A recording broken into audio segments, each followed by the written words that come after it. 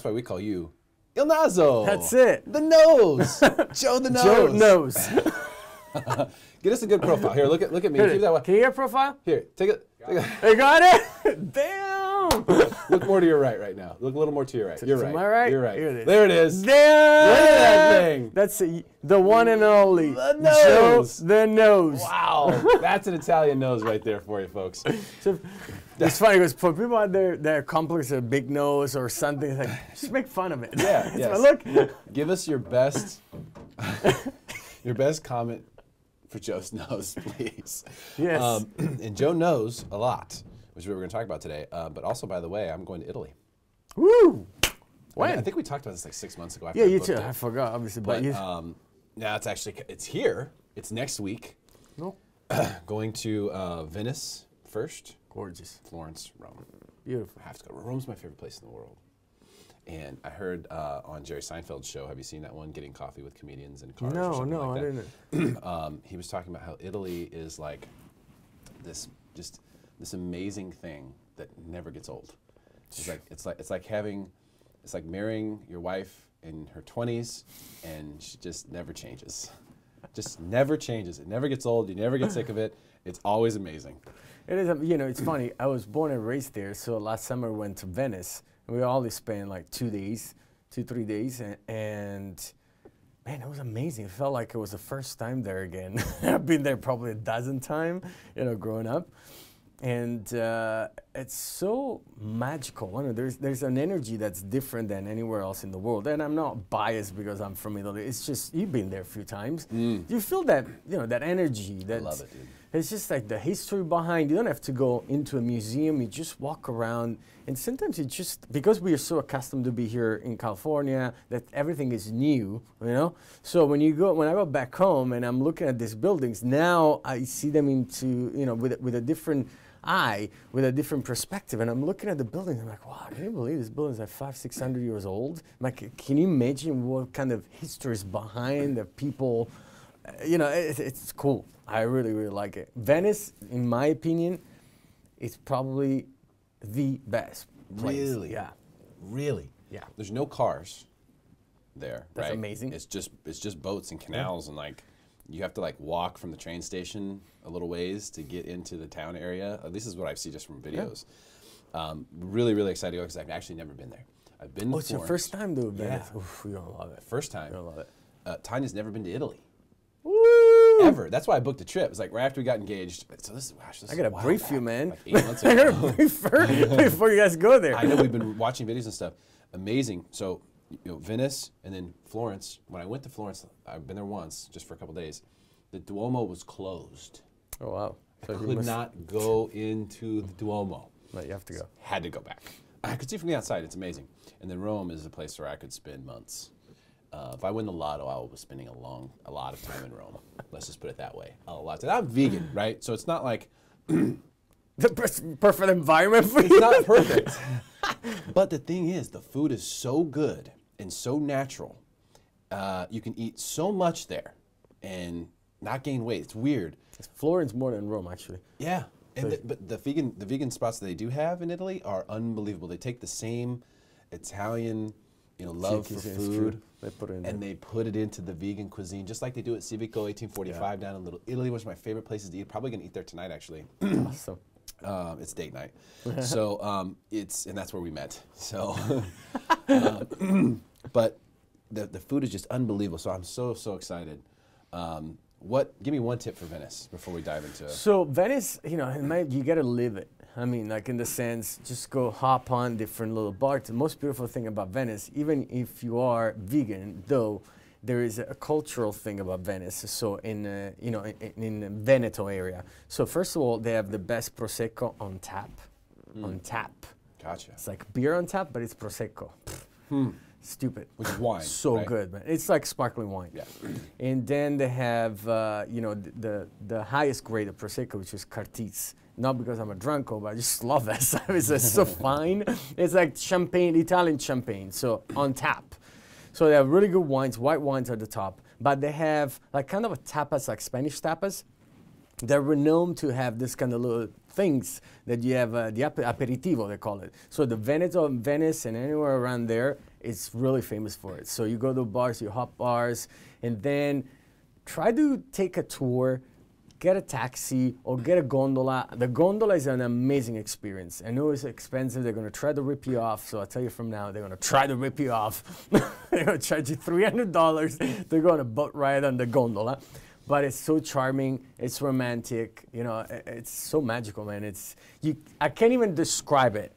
Just put it like that. There's no words to describe it. You go there, you be in this tiny little boat going through the canals and looking at the history, everything that's surrounding this amazing city that I think the walls speak at night, honestly. That sounds magical, it is Venice. Gosh, I'm so excited. It's a week from tomorrow. I can't believe it. So a week from today, I'll be packing. That's how I kind of count it down. Yeah. Oh, I'm excited. I'll have to brush up on some Italian with you before I go as well. Yeah.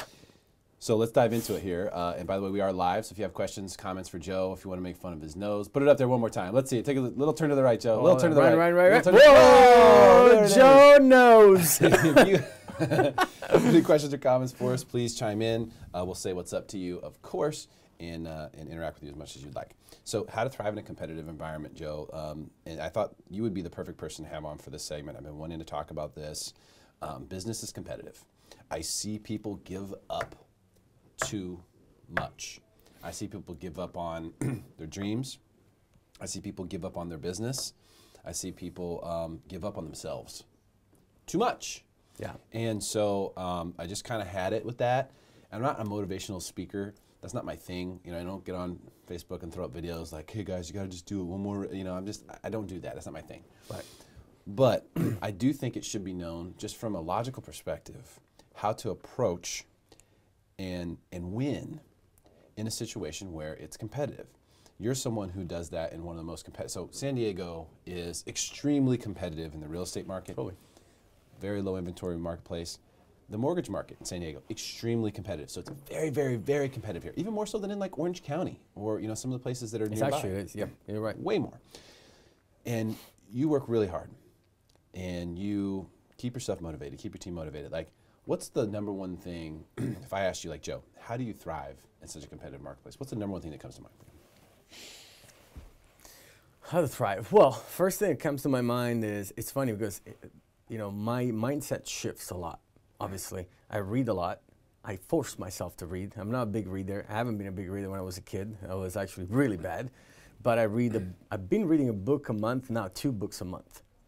So reading for me has been a game changer in the last 2 to 3 years. That's why, I went from being an average agent to being one of the top agents in San Diego County out of 27,000. So what changed, really? You know what it is? There's 2 things. Number one is believe in yourself. Believe in yourself is probably the ABC of being successful in life. So I'm that kind of guy. I decided to come from Italy, as you know, I came here. And I still make some huge sacrifices, I'm a huge fan of Grant Cardone. If you guys don't know who Grant Cardone is, please watch his videos. He's a nutcase. He's all about 10X. I read his book, and that book was a big change for me. Nothing is for free. You got to work your ass off. So start with that mindset. If you don't think it's your approach, or it's your mindset to work your ass off, then work for somebody 9 to 5 and be content for what you have. Because there's people, they're in a worse situation than you are. So what makes me uncomfortable is, to me, is the key. So I make myself uncomfortable every day. So believe in myself, make myself uncomfortable on a daily basis. What does that mean?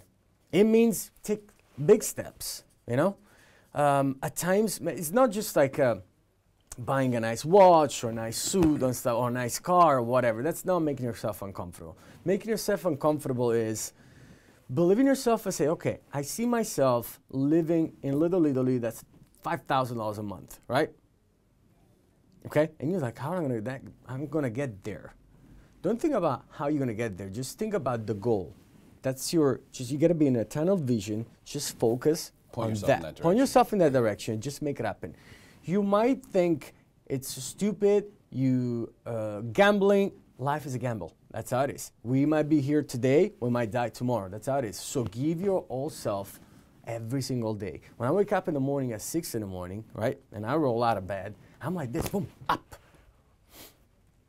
There's no snoozing the button. There's no second thoughts. There's nothing. For me, it's like, hell yeah, let's do this. You know what I mean? That's my mindset in the morning because I have set goals. Everything I put in the schedule, I believe in myself, okay? And I am so uncomfortable every day because I'm stretching myself that there's no other ways. So my coach said to me once, brother, if you have a plan A and a plan B, you're screwed. I'm like, what do you mean? It's like, yeah, because if you base your life on a plan A and then we might have a plan B, you're actually not giving your 100% because you have a fallback plan, which is a plan B. Therefore, just delete that plan B and you only have plan A. In my life, I unfortunately lost my father. I tried to help my family financially in Italy. It's all about, what's happening in the business in my life and so on. I have a family, and that's the only thing I have. It's plan A. So now I have two options. Either make it or guess what? Make it. That's awesome. That's it. That's all I have. And that's basically a way of saying commitment, which has always been, in my world, the number one key to success is how committed are you to it? Because there's no question in my mind that you can achieve whatever you want. No question. Totally. Whatever you want to do, you can get there. The question is, will you give up before you get there or not? That's the only question. True. How long will it take you to get there? We don't know, but you will get there if you keep working at it. And that might just be being consistent. You look at people like Gary Vaynerchuk or some of these people who have huge online followings and stuff, and you go, oh man, they're like overnight successes. They just made a couple cool videos and now they, have millions of followers. No, that's not true at all. Not true. Been working their ass off so long, about the shit for years. Made tons of videos, provided insane amounts of content, went in the hole, built something over time. It took a long, long time. And you do get to a certain point where it kind of goes and kind of fires up. Yeah. But you don't know when that's going to be. So it is, in my opinion, it has always been a question of your commitment level as to whether or not you'll get where you want to go or not. And the other thing to add to it, and I discovered this probably in the last year or so, it's the power of the other. What does it really mean, the power of the other? We all care about what people think, no matter what, we do. There's some people like me that honestly, I don't give a beep beep about others, what they think about me, in the sense that I am real as I am on TV, on live shows, in person. You know me pretty well. I mean, we're friends. I'm always the same. If you ever see me changing or adapting, I'm like, this is who I am. Some people don't like me, hate me, and I get it. I wish I could be loved by everyone. I would be a celebrity. I'm not. So that's how it is. But the power of the other, it's something a little deeper. When you are true to yourself, true to others, and at home, you have your biggest fan, which could be your wife, your boyfriend, whoever it is, your fiancé, that's when magics happen. When you're home, they appreciate you for what you do, for your real person and your hard work. That's when it really elevates you even more. Because now at that point, you not just believe in yourself, you are not just interested, you're committed. Okay? Committed to have a life of success. It's not just about business, it's about, in general, I like to inspire people. I like to touch people. You know what I mean? In a way. I wasn't like that before. I mean, I came here because it's been years and years of listening to Tony Robbins, Les Brown, Gary Vaynerchuk. I mean, I have mentors, my business coach, and so on and on and on. Tom Ferry for the last 3 years. I've been little. So that's where I'm at right now. And it's tough. It is tough because there is a fine line which is called balance. When you give the 100% on everything, sometimes you feel a little bit off balance and you get super busy, you're building a team, you're doing so much for others, and they're like, what about me? You feel like that, it's like, what about me now? So that's when it kicks in and you have to be with somebody, and I'm referring to my fiancée at this point, that she's there, she looks at me like, man, you've been giving so much. You've just been giving so much, your whole soul, your everything. So take a break. Let's be us for a little bit, take a little bit, recharge, go back out there and kill it. And that's what's been going on. And you know this, my success has been like, climbing up and up, and now we're doing new things, new office. The team has been like mushrooms, like people want to come to work with us. So it's great. It's great. I absolutely enjoy it. Going back, circling up, how do you keep yourself motivated? You know what's happening now is like, I get motivated by others. I get inspired by people. I see one of the guys that's my mentor, and I'm sure he will watch this video at one point. It's Kyle Whistle. You know him, right? Mm-hmm. It's a hate-love. I love that guy. He's like a brother for me. We worked together for years. And it's funny because I've seen him. He had a small little office. Now, they're selling out 350 units and whatnot.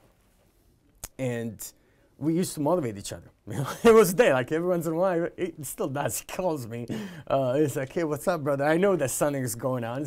This kicks in. But I love that, And he inspires me. It literally inspires me. The guy is one of those people that is brave. That's what I love about people. They're brave. There's so many others that I look up to them, and I'm like, wow, you're so brave, man. I'm like, I can't believe you're risking everything, investing into the business and growing your business, and go do all these classes of self-discipline and so on and on. And it's amazing. It's inspiring me. I'm not jealous about the guy that sells 350. He inspires me. Yeah. And I think that's another key to success. When you instead being jealous about the others, you actually get inspired and you want to know so much. I had a call a couple of days ago with Tony Elias, with Century 21. Mm-hmm. It's a rock star, man. Talking to Tony, Tony's like, hey, Joe, I'm going to do 200 deals this year. I'm like, 200 deals? Damn, Tony, how many agents do you have?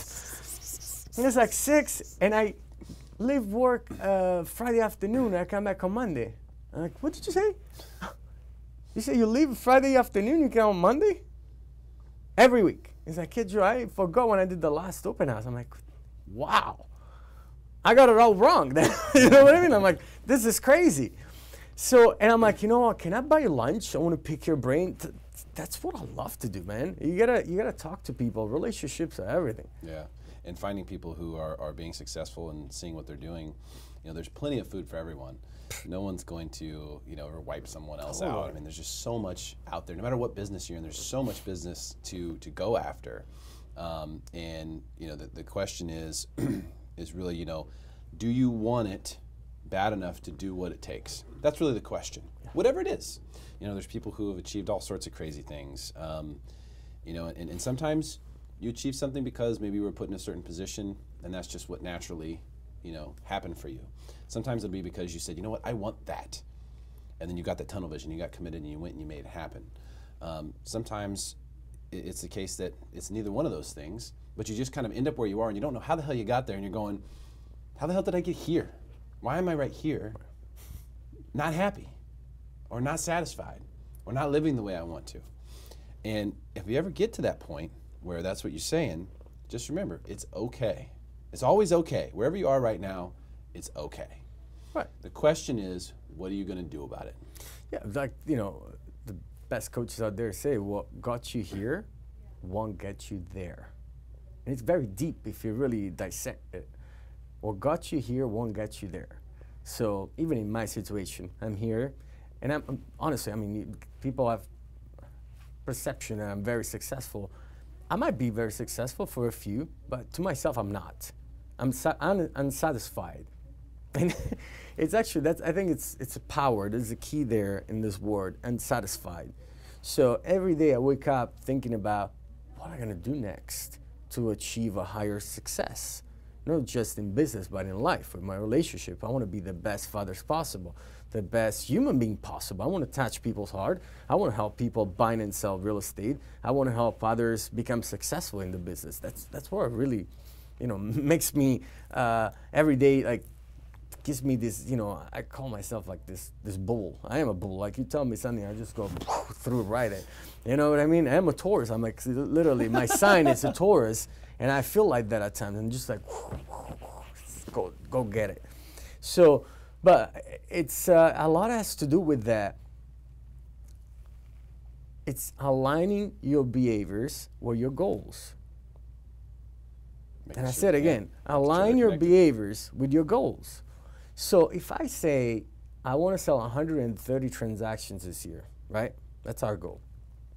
So do you think I can go have a drink every night, or at 6 o'clock meet with other people, have a beer, whatever, and I'll go do all the social venues and whatnot? There's no way. I'm a guy that's gonna sell 130 transactions this year. I don't have time for that. Same thing when they tell me, oh, you have hobbies and stuff. Yeah, my hobby is to find out all about real estate and find out how I can be a better human being and how I can touch people and how I can be the best leader as possible. That's my hobby. That's an awesome hobby to have. Robert here commented, and if you have a comment, we are live right now on Facebook, so feel free to say hi. We'll say what's up back. Robert says, will you work? Yeah, that's, that is a, thanks for the comment, Robert. Really appreciate you watching. I think that is always the question, and it's okay. It's all okay. Whatever you want to do with your life is okay. Totally. The only thing that's not okay is if you're not happy and not doing something about it. And when you talk about being in most environments are competitive. I would say, and this is the reason why the title of this segment is sort of misleading, or like a double entendre, or whatever you want to call it. But it's saying, how to thrive in a competitive marketplace. It's just how to thrive, because every marketplace and every environment is competitive. There aren't any environments anymore where we don't have competition. Of course. It doesn't exist. So I don't care if you are a computer programmer or if you are a guy who cleans pools, whatever, there is tons of competition, especially in San Diego. So every environment is competitive. But the competition should not dictate your activities unless you are seeing something that they're doing well and that you like and you want to do it as well. And there's also nothing wrong with that. But they should not dictate your feelings about what you're doing. It should be completely based around whether or not you're satisfied. That's the word that we use. So if you're satisfied with where you're at, nothing wrong with where you're at. No, it's great. It's a beautiful thing. If you're unsatisfied, if you're unhappy, do something about it. Then you have to do something about Totally. it. Because now it's your fault. If you're not doing something about it, you're trying all these things and nothing's working, then come talk to me. But that's usually not the case. Usually the people who are the most unhappy are people who are doing the exact same thing over and over every day. Well, it's easy to get into funk, It's the most common problem of, people out there. It's funny you said this, do something about it, right? I gained some weight. So I went from being 195, 197, triathlon, a half marathon. I was very fit. Then December came in, I'm like 208, 209. I'm like, I gotta do something about it. And I still go to the gym 3 times a week, 4 times a week. So I made a goal. So I got food prepped, delivered and everything, no carbs. I'm trying to be super lean, right? I've been doing it, still nothing. I'm like, what the hell? I went down to 204, 203, 204. Man, I lost 3-4 pounds. But if you see how much I work out, I do the Orange Theory. I don't know if you ever heard of it, but it's a very high intensity workout. Literally gets your... You're Italian. It's all about what you eat. Right. It's all about what you eat. But I've been eating like super clean with no carbs. So there's really should be no excuse. It's a quantity, it's a calorie thing, right? So yeah, I don't know what it is, but you know what I thought? I'm like, I gotta change. This morning I was talking to the instructor. I'm like, I gotta do something. He's like, what? I'm like, I gotta come here 5 times a week now. He looked at me, he's like, 5 times? I'm like, yeah, 5 times. Do you eat breakfast? No, afterwards. After I go work out really early in the morning, so I can't. Yeah. Yeah, I found that I don't really need to eat breakfast. No, I don't do breakfast anymore. Like I just don't need to. You have a shake or something? Yeah. Nothing. I don't need to eat anything. My body's not hungry, so I've just been listening to my body, and lost the last 10 pounds. So I'm now down to under 205 for the first time since like college. Wow. Yeah, a couple times I got on the scale 201, 202, but then I was like ravishingly hungry. So I think right around 205 is going to be kind of perfect for me. That's kind of where I am right now. I woke up 203 today. But it was just totally listening to my body, just saying, you know what, I'm not going to eat unless my body is telling me that it wants food or it needs nourishment.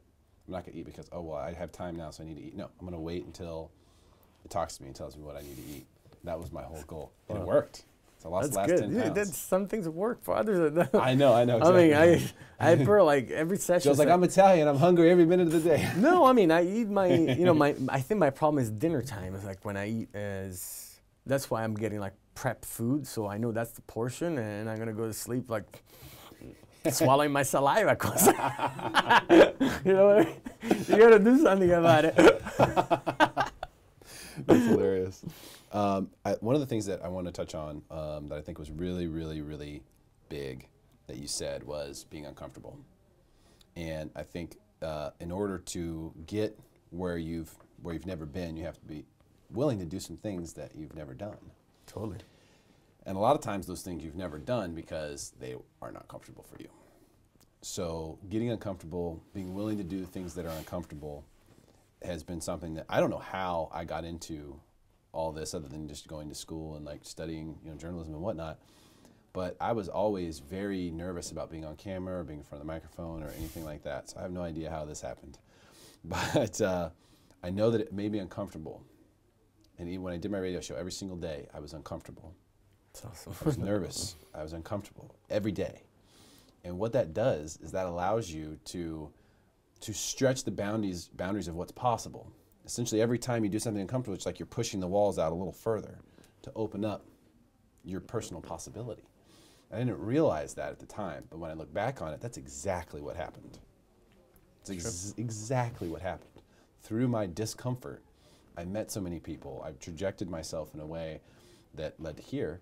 And so without having done that, if I just stayed behind the scenes and done what I was doing before, would definitely not be here. Right. That's for sure. Totally. Yeah, I agree. Joe, it's been great, man. Thank you. It's always good to see you. Joe, the nose. One more time. Let's see the nose. One more time. Look to the right. There it is. No! Joe the nose. Joe knows. All right, brother. Good to see you. Good stuff, man. Thank you.